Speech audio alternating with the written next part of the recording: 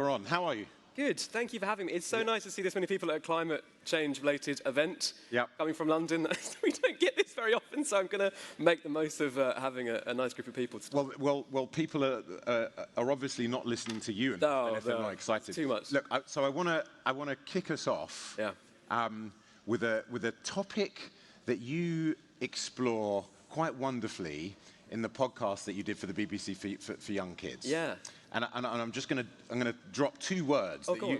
Did I say the words? Well, I think you know the words I'm going to say, don't you? Yeah, I think I might. Dolphin poo. Oh, yeah. Dolphin poo. My job is basically to talk about climate change on TV and to young people and make it not a scary subject, which, as we all know, is not easy. It's terrifying. It feels like this massive literal cloud coming towards us. And if you're 8 or 7 or you're in school and you're seeing, like, ice melting every day, and you're reading about, the ocean being its warmest consecutively as it has been since the start of the year. That's really scary. It's scary for adults and people like me that sort of do this for a job and look at the graphs. But if you're a kid, like climate anxiety and that sort of awareness of the future being quite a terrifying prospect, it wasn't something I really had because there wasn't that information. There's so much information now, which is great in some respects. It's not great when you're trying to navigate through life. So I thought, why don't we get 8 of the world's leading climate scientists, people that are actually doing stuff? Because I think that's the thing, like, I don't know anything about medical research or cancer research, but I like to think as we're talking here, there's people trying to cure cancer or sort stuff out. It's the same with climate. We just don't really talk about it. Yeah. So, we put 8 people together. So I got in touch with Harvard and Cambridge and people in Japan and across the world, and I said, tell us what you're doing. Like, pretend I'm 8 and tell me, make me not scared. And one of the examples we had was dolphin poo. Yep. And the team at ZSL, or London Zoo, found that dolphin poo might help rejuvenate coral reefs because it's got a shed ton of nitrogen in it, which is really good for coral reef regeneration. So what I try and do is find these little examples, solution-based stuff that make the world slightly less scary for our future generation. Because I think, to me, that's the North Star, is how do you get people, how do you make this a normal conversation? And how, as a family, like if you've got kids, how do you facilitate that chat? If your kids go, Mum, Dad, what's happening? Why is it really hot when we go on holiday? How do you explain that in a way that's not terrifying?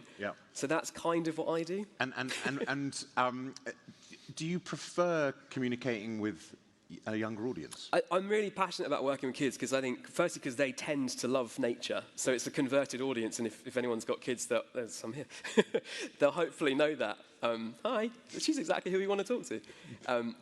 And they love it. And so I'm really passionate about it. But so often I get like messages on Instagram and on social media with parents saying, my kids are really scared about the future, and that's horrible. And so I think it's about, for me, turning that fear into like a sense of empowerment. Actually, you've got a once-in-a-generation probably opportunity, because we messed up, to go and do something really exciting. So rather than looking upon it as a scary thing, actually go and do something amazing. It's a chance to go and change this narrative. And I'm really passionate about making sure children particularly have the toolkit to do that, because I didn't at all. Like, we talked about the ozone layer when I was at school, which is now fine, but that was like the big thing. And so how do you tread that careful line between storytelling and encouraging people to take some form of action? Yeah, it's tricky. You don't want to... I got criticised by a newspaper this week for being too positive, if you can believe. That's London for you. But there is that, you're right, because if you are too positive, then suddenly when you do hear bad news, it has the opposite effect, where it becomes really bad news.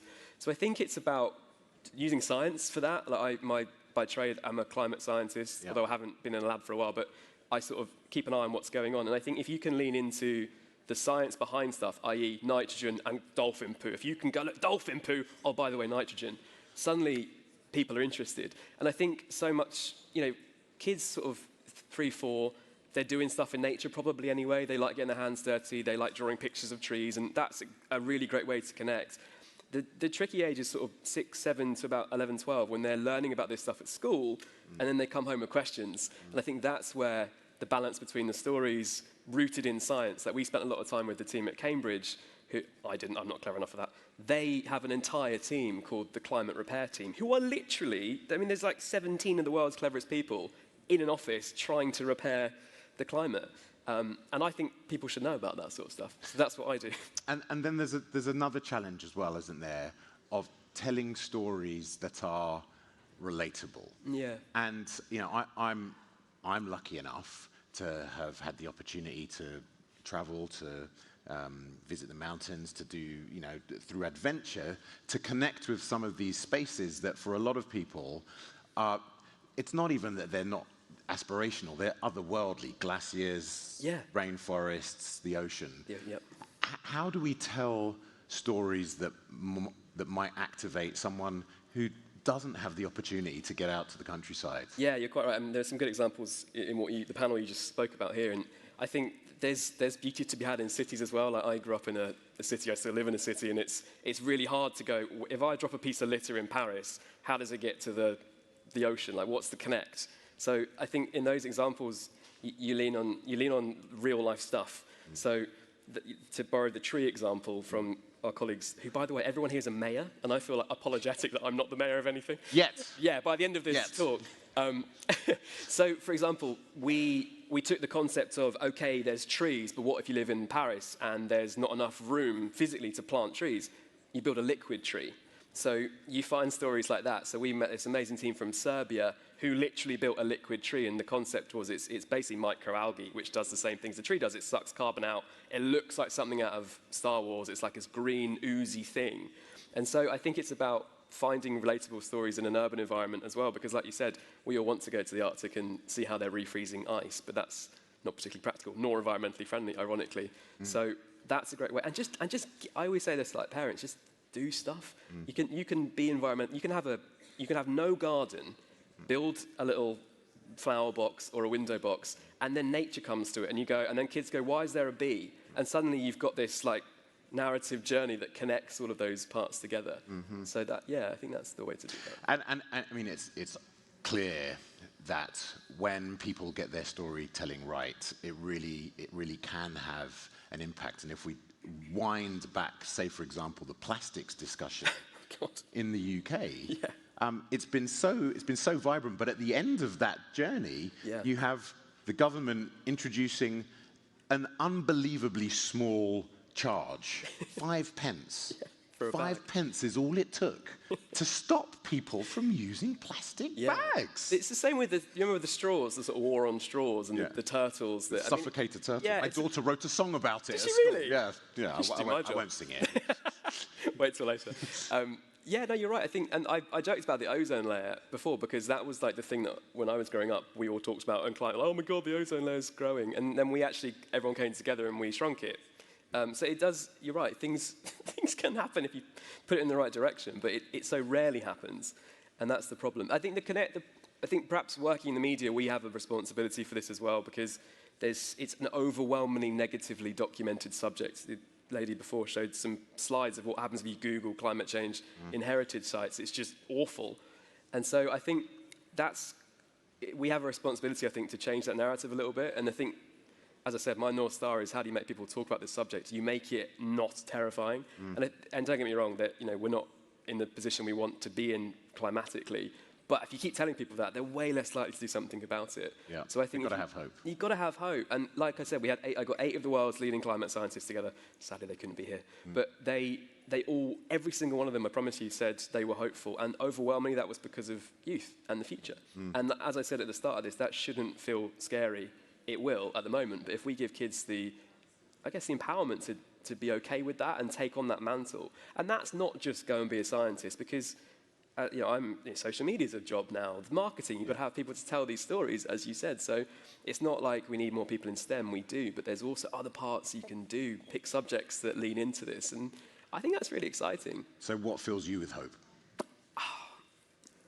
I think, I literally just walked off the train like half an hour ago, and I walked in here and was like, oh my God, there's loads of climate people. I want to go and talk to all of them. That's hopeful to me. That would be a very long conversation. I'd be here. That's why I was late. But that's really exciting, and I know that it probably sounds really stupid, but as I said, this doesn't happen very often, and getting this many people... Like, imagine if everyone that didn't know anything about climate knew that we were all sitting here talking about climate, and you heard from people like mayors actually spending taxpayer money on stuff. That, to me, gives me hope. But I think more than anything, young people, I'm so passionate about giving them the tools that they need to kind of go forth and and take on this mantle that we sort of messed up for them. And I think we have a responsibility as media, as scientists, as communicators, to give them those tools. And if that's listening to a podcast about dolphin poo, that is fine by me. So look, I want to dig into a storytelling challenge that we now face. Oh, yeah. So for historic reasons, we focused on carbon rather than biodiversity. We're seeing habitat loss and biodiversity become something that the wider movement is realizing.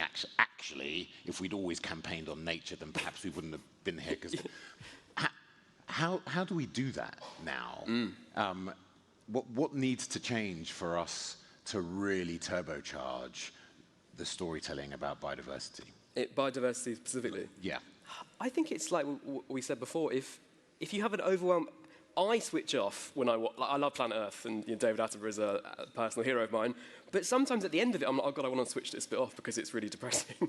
And I say that, as I said, that's someone that does this for a living. So I think so much of any conversation about changing stuff, you need to have examples of what's being done, the positive stuff. And like I said, there are colleagues that would say that's not the right approach to science. Is exactly, for me, the right approach, because if I'm sat there of a night worrying about the future, and I want to know what people are doing, and I want to know why and how, and I want the science to inform that. So I think when it comes to biodiversity, that's such a big part of it. Like, yeah, okay, you can plant some trees, but so often that's a really nice governmental response to something. Sorry to the mayors, but you've got to maintain the trees, and then there's all these other problems. So I think you've got to have realistic solutions to problems.